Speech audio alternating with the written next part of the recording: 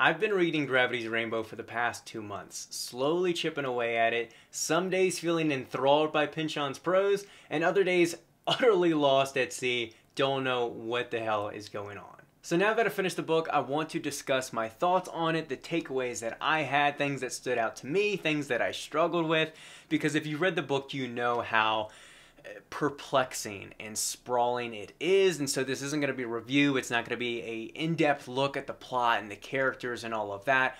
It's just going to be a nice friendly discussion where I talk about my experience reading the book, especially as a first time reading the book, and also discuss whether I think you should read it at all and what approach I would take if you do go down the route of reading this behemoth. And before we get started, I do want to mention that I'm going to have time codes spread throughout the video, so feel free to jump around. And also, if I say something wrong about a plot or character, if I leave out something, please forgive me. It's not due to any kind of malice or ill intent. I just either incorrectly read something in the book or forgot to mention something. So feel free to correct me in the comments. Just do so politely. First off, let's talk a little bit about the book itself. Gravity's Rainbow was originally published in 1973 and since then has been notorious for being enigmatic, sprawling, confusing, and just a nightmare for many readers. Primarily because there seems to be just an endless list of characters and scenes and imbricated themes and plots going on that it's very hard to keep track. I think honestly, the answer to that requires a lot of patience. It requires a lot of note-taking. Specifically with Pynchon, it takes a lot of historical awareness of what's going on at the time. He literally embeds historical references, weather patterns of the day in history, and again, interweaves it all into this fictional plot where fiction and reality get kind of hazy. They get merged and woven together. So really my advice and my perspective after finishing the book is that this is a book you have to read before you can read it. You have to read the entire book, trudge on through it, work your way through all your confusion, just to get to the end so that you can actually read it on your second pass. I just think that's just the way, and other books are that way as well, but Gravity's Rainbow especially, you have to get through it so that the next time you read it, you kind of know where things are headed, you know what characters are connected, you have a little bit more, again, foresight into where things are headed, because otherwise, the first time you read it, it just feels all over the place. It feels like just a rubber band ball of sporadic references and characters and scenes just jumbled together that make no sense. And it's only really once you can kind of zoom out that you see the rubber band ball for what it is, how it's all kind of warped together, why it makes sense. So that would be my advice. If the confusion has stopped you from picking this up or from finishing it, trudge on through, get through it. And I think you'll have a much more enjoyable experience on the second pass. At least that's what I hope for myself as well. Now let's talk about Thomas Pynchon, the writer. So Pynchon, again, all of his books, from my understanding, I've only read The Crying of Lot 49 as well, but from my understanding, he is just a puzzling author. Not just in the way he writes, but also his own personal life. He's infamous for being reclusive, to himself. There's scarce photos of him at all. I think there's only like 2 or 3 photographs taken of him. He's a very secluded individual, and he was also very precocious as a youth and as a student, and just kind of like a boy genius at a young age. I believe he graduated high school early, and he headed into, I believe he worked for Boeing fresh out of university, and he leveraged that experience and his understanding of physics and aerodynamics into this book. You get plenty of references, either whether it's with the, I think it's pronounced Polex G technology, or whether it's with the V2 rockets and aerodynamics overall. You see all of that embedded into this work. So it's interesting to see, again, his own, I don't want to call it expertise, but his knowledge and awareness of these different fields, and obviously his own time period, him being born right around the time of World War II, him being part of that baby boomer generation and emerging out of that into a whole host of wars and paranoia and the Cold War.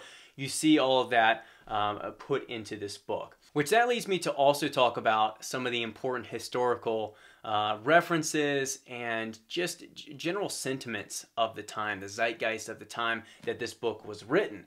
Because it's important to note that drugs, this paranoia that just coats society, is central to this book. It's central to the characters, it's central to the time period.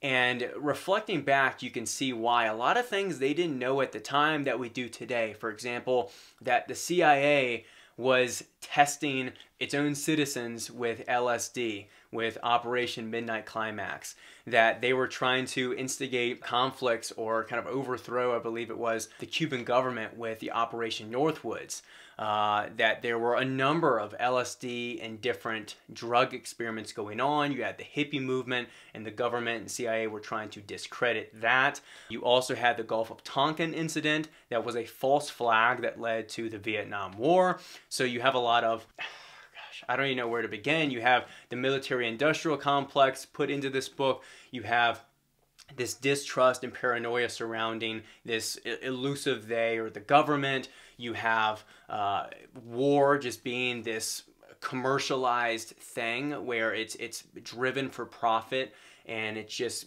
murdering citizens and causing conflict just for the benefit of corporations and political leaders. So much that unfortunately still goes on today, which we'll get to later in this video. But that's, I think, lays the groundwork. We can actually start to dig into the book itself.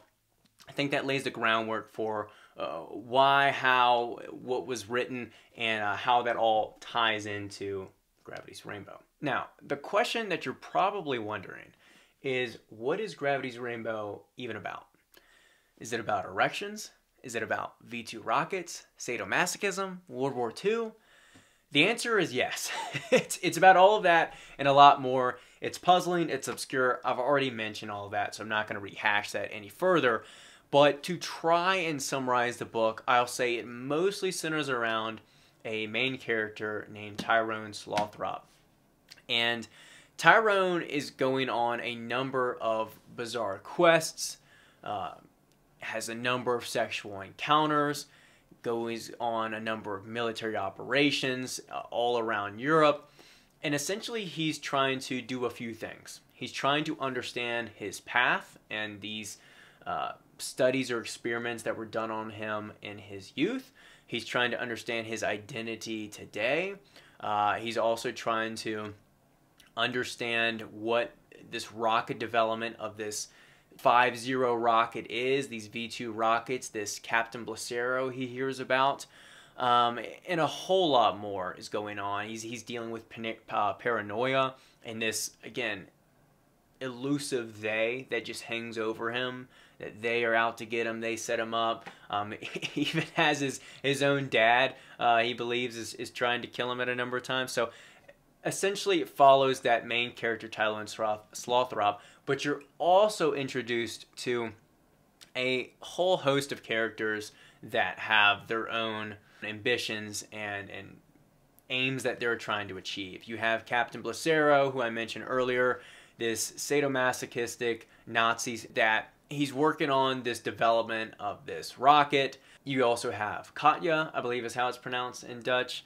You have Roger Mexico, you have Chicherin, you have Enzian. So many characters. And I'll get to this more with my struggles later, but the characters are introduced at such a rapid-fire rate sometimes that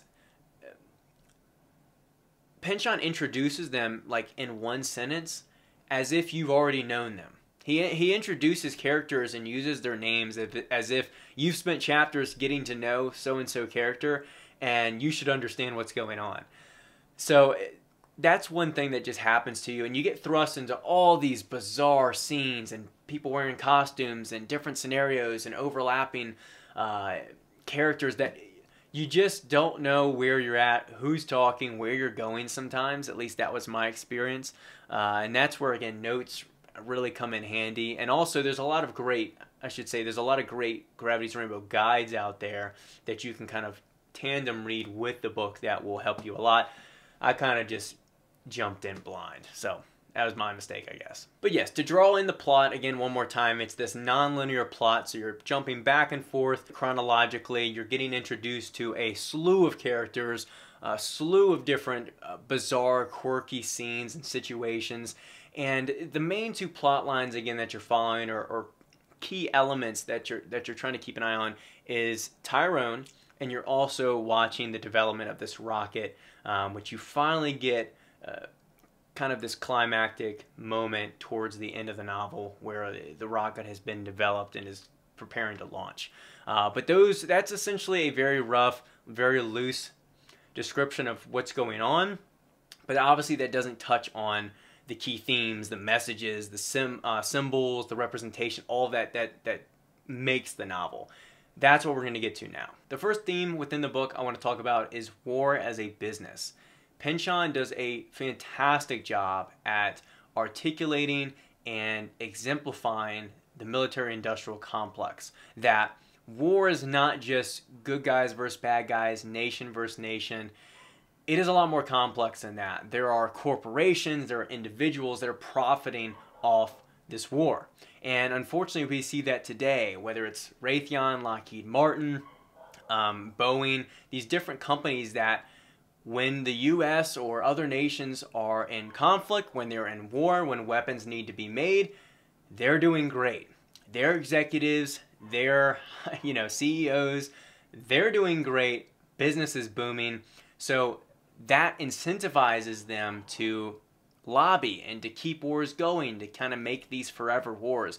Unfortunately, we see that today. We saw it with the Iraq and Afghani wars. We saw it with, God, it's almost every war in history. But to center things back to the book, he says that, don't forget the real business of war is buying and selling. And then later on, this war was never political. So again, it's not that these wars don't start from authentic or genuine conflicts. Sometimes they do. But what happens is these corporations, these political leaders start to leverage them for their own benefit, whether it's increasing their geopolitical power, whether it's maybe staying in office longer, or whether it's purely financial means. And the specific company, I think there's a few he mentions in this book, whether it's GE or different automobile companies, but a specific one that also produces chemicals, which ties to the kind of drug side of this book, is IG Farben, I believe is how it's said and pronounced. It's this German company. I believe they also are the company that produces the Imipolex G, that kind of technology as well. I also love the scene, or the kind of mini story incorporated, called Byron the Bulb. That's a great scene if you're trying to kind of see it articulated a bit. But war is a business. War is a racket. War is a business. And that is, again, something that unfortunately we still see carried out today. The next theme I want to talk about is paranoia, and this they that looms across the whole novel. This is something that Pynchon also brings up within the Crime of Lot 49. It's just this feeling that, like, they're out to get me. They is not necessarily the government, something beyond the government. It's this weird abstraction that they know, or they're out to get me. They're always listening. And this is something that I think was very heavily perpetuated throughout the 60s, 70s, and so forth. And sometimes with good reason, as I mentioned with the different CIA operations, or with the Patriot Act today, they are kind of always listening. So there's some truth to it, but there's also the wackos that run with it. But you see they mentioned all throughout the novel, specifically with Tyrone, this who is they that did these experiments and that's watching him and that's making these things happen. And also with the paranoia, it's this search for meaning. It's like, why did this happen? What are they trying to work towards? This search and this desire for cause and effect, which we'll get to in a moment. But just to pull a quote about the they stuff, but Duncan Sandys is only a name, a function in this, quote, how high does it go? It's not even the right kind of question to be asking, because the organization charts have all been set up by them. The titles and names filled in by them. And there's a number of proverbs of paranoids in this section of the book. But again, it looms throughout the novel. And this desire for cause and effect, we also see this mentioned much earlier in the book, talking about Pavlov. And Ivan Pavlov was a Russian neurologist who was looking at conditioning, classic conditioning, doing these different experiments to try and seek causation basically between different behaviors, neurological behaviors and things of that manner. So like the famous one is a dog salivating. If you feed a dog and each time you ring a bell and you do that over and over and over again, well, eventually if you ring the bell and you don't feed the dog will still start to salivate because you've conditioned this behavior pattern. And again, it creates this idea of cause and effect. So let's pull in some quotes here. Quote, Pavlov believed that the ideal, the end we all struggle toward in science, is the true mechanical explanation. He was realistic enough not to expect it in his lifetime, or in several lifetimes more, but his hope was for a long chain of better and better approximations. His faith ultimately lay in a pure physiological basis for the life of the psyche. No effect without cause and a clear train of linkages. Again, trying to look for the link, trying to look for a cause, look for things to make sense, to have meaning, and the rocket really acted as a disruptor. And this is introduced very early in the novel. After explaining how the V1 rockets, you would hear them coming, the V2, you didn't. Quote, but then last September the rockets came. Them fucking rockets. You couldn't adjust to the bastards, no way. For the first time, he was surprised to find that he was really scared. Began drinking heavier, sleeping less, chain smoking, feeling in some way he'd been taken for a sucker. Christ, it wasn't supposed to keep on like this. So this was a massive, again, disruptor to this expectation. It's like if you know a punch is coming, you can kind of brace for it, you kind of expect it. But if you get sucker punched, that's when everything goes awry. That's when hell breaks loose. So to continue on with this search for meaning, or this desire for justification for death and murder and war, you see a lot of characters turn towards religion, or they create their own god figure. You know, Enzian becomes essentially a god for Chitrin to seek out and desire. Blacero becomes that for Godfrey. Tyrone has to kind of, again, find his own god within the story and reason and desire for that reason. But we have this quote here about religion and how religion used to operate as the justification for death. When they're surrounded by death and war and conflict, there is this confusion. Why are we doing this? What's it for? What's the purpose? What's the meaning? Quote, the basic problem he proposes has always been getting other people to die for you. What's worth enough for a man to give up his life? That's where religion had the edge for centuries. Religion was always about death. It was not used as an opiate so much as a technique. It got people to die for one particular set of beliefs about death. And then later on, we see Tyrone, I believe, in this situation. No, it's not Tyrone. It's Enzian in this whole situation with him. But we see this turning against the they, the them. This, again, elusive they, them, this paranoia, abstraction, basically, that's going on. And turning against it, that it wasn't what they thought it was, basically. I'll just read the quote. Quote, they have lied to us. They can't keep us from dying, so they lie to us about death. A cooperative structure of lies. What have they ever given us in return for the trust, the love? They actually say love. We're supposed to owe them? Can they keep us from even catching cold, from lice, from being alone, from anything? Before the rocket, we went on believing because we wanted to. But the rocket can penetrate from the sky at any given point. Nowhere is safe. We can't believe them anymore. Not if we are not if we are still saying and love the truth. So to better articulate what I was trying to earlier is we get these promises, whether it's a religion, a leader, a government, that they're going to protect you. Trust us. Trust this authoritative figure, whether it's a vague abstraction or whether it is more clear and explicit. Trust us. You know, you can follow your dying for a righteous cause, but when that gets shaky, when that falls by the wayside, when that becomes questioned, then it all, again, falls into chaos. The next theme I want to talk about is the Zone. And the Zone is essentially Germany post-World War II, or in this kind of transitionary period where no one has kind of declaration over it. It's this gray area. It's in between it's in between. It's ill-defined, basically. And you see this gray area, or this space between two dualities, mentioned throughout the book, whether it's good and evil, right and wrong, alive and dead. And there's this one quote that I think will illuminate it a little bit on 99 for me. Quote, "But every true God must be organizer and destroyer." And so you also have Roger Mexico. He's a statistician for the American military at the time, and he also brings up this idea of between 0 and 1 and looking for the probability in between. So again, it ties to paranoia, it ties to reality at the time.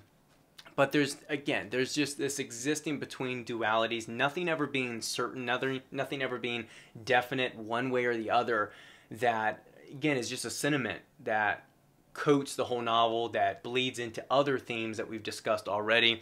And one important thing to note as well is that no character actually dies within the novel. So there's so many scenes where people are mentioned as dying or that are on the verge of dying, but no one actually dies.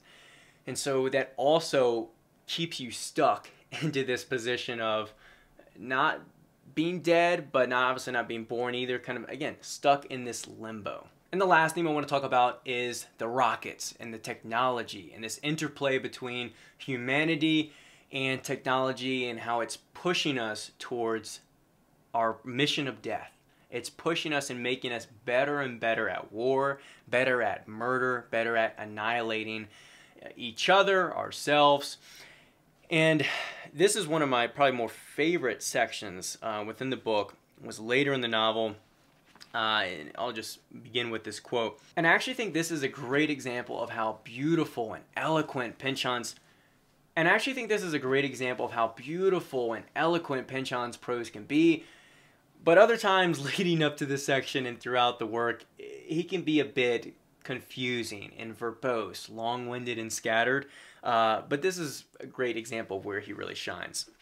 So I'm going to kind of start here and skip around a little bit. Quote, "Human consciousness, that poor cripple, that deformed and doomed thing, is about to be born.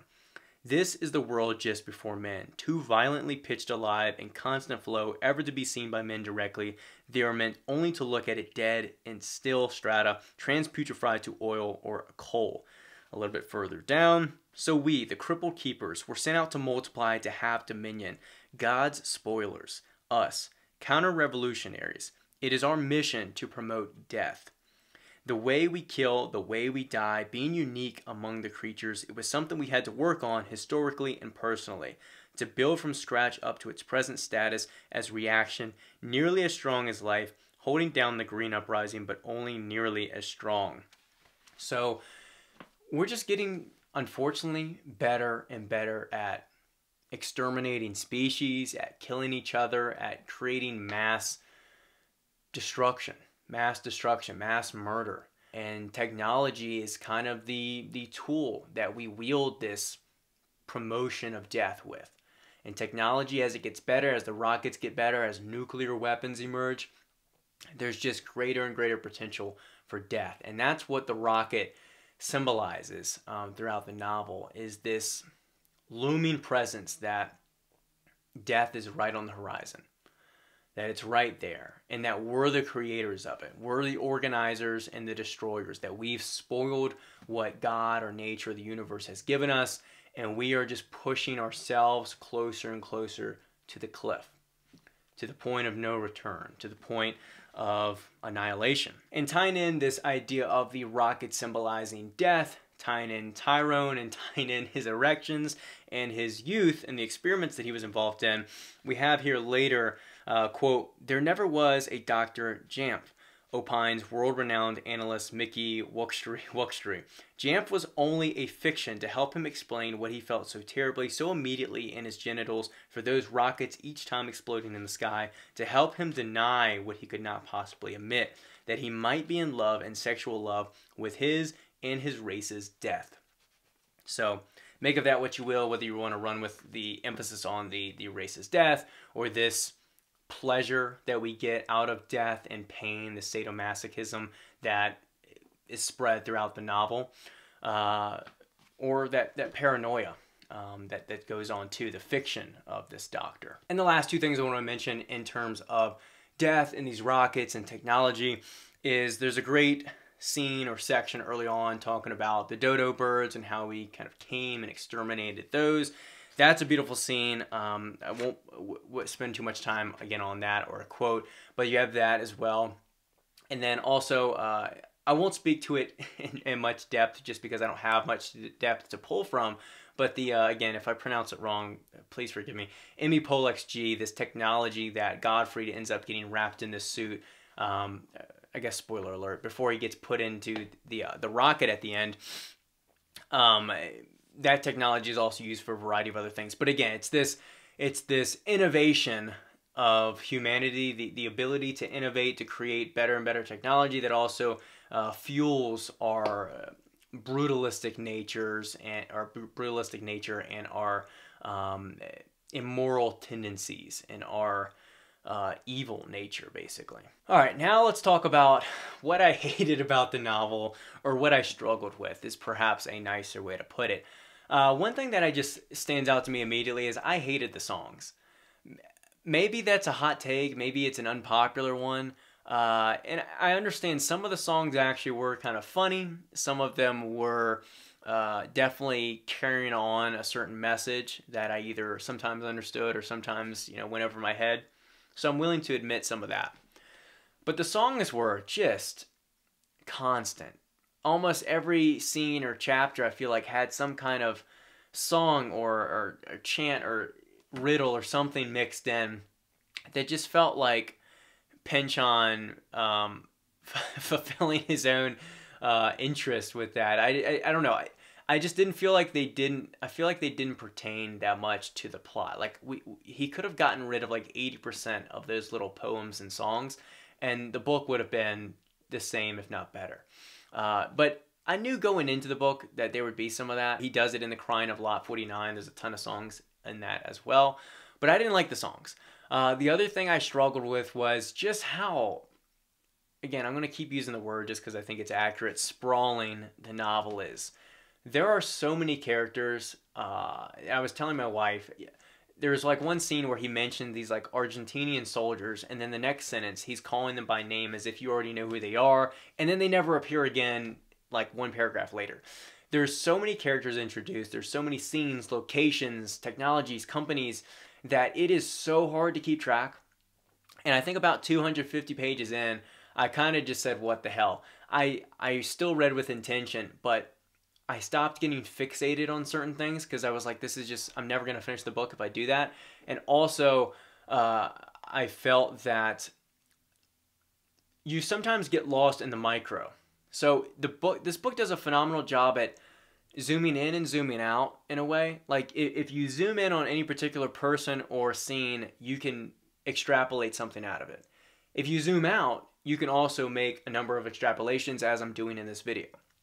So Pynchon does a phenomenal job, and to give him credit, at working in the macro level and the micro level. The microcosms and macrocosms that are kind of mixed into this book, it's done very well. So that's what I did like, but at the same time, because there's so many of these micro level things going on, you kind of get confused. Like you'll be in the midst of understanding something, and then bam, there's some heavily sexual awkward scene that occurs, and you're like, okay, well, what does this mean? Why is this here? So that happens. Again, I'm sure there's fair justification or reason for it, but a lot of times things feel overly sporadic and random, which again lends a hand to the chaos and disorder of it all, right? That's part of the message, and part of, I think that the book's supposed to be confusing. I think that's the whole point in a lot of ways. So you have to grant that. I also, again, as I mentioned a little bit earlier, I thought Pynchon had sections and tons of pages where I'm reading it and I'm like, wow, just wow, what a magnificent writer. The prose, the word choice, the vocabulary, all of that. And then there's other times where things don't flow as nicely, where things do feel random or unnecessarily abstruse or complex. And those feel annoying. Those feel annoying to read. They feel pedantic. They feel just superfluous, and just overly long-winded just for the sake of being long-winded. Not to the extent of a David Foster Wallace who will literally ramble for 12, 40 pages on a joke that's funny to him.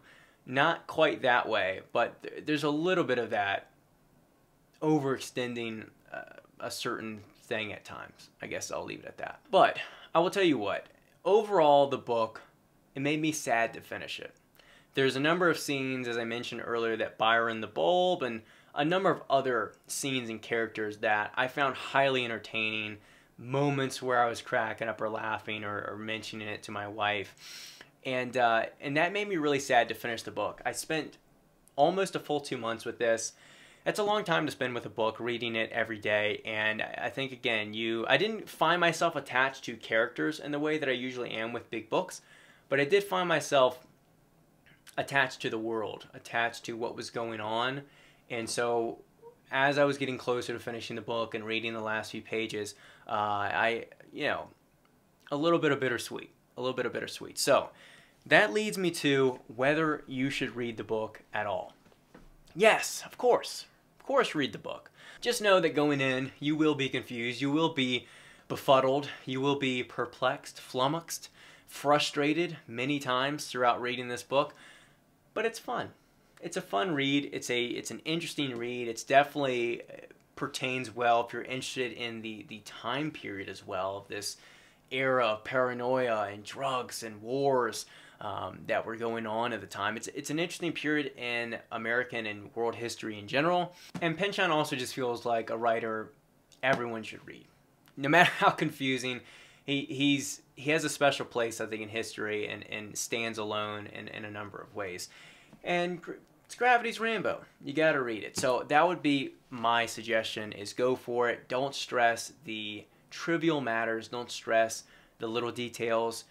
Get through it. Read it so that you can read it. Get through the first read so that you can read it the second time and understand it and have probably a better enjoyable experience that time. And that leads me to whether and when I'm going to reread it. I'm definitely going to reread it. I'm definitely going to give it another crack. It's just probably going to be down the line. I have a number of other novels that I want to get to. I probably will dabble and get through another 1 or 2 Pynchon novels before I return to Gravity's Rainbow. But yeah, I just have mixed feelings about it. I have mixed feelings about it, and I think making this video helped illuminate even more about the book for me. And that's usually what these videos do, and this channel does, is I learn so much by having to read even deeper and take more notes and prepare for a video like this and really reflect deeper upon a book. And I think after filming this, I realized how incredible it is. How incredible and mystifying and worthwhile. I think this book is worthwhile. It's worth reading. And it's got a lot of valuable messages and ideas within it. So that's going to be it for this video. Please like it if you enjoyed it. Comment down below your thoughts on the book, if you've read it, if you're scared to read it, when you plan on reading it, what I forgot, what I got wrong. It's all fair game. Subscribe for more content like this, and I will catch you guys in the next video.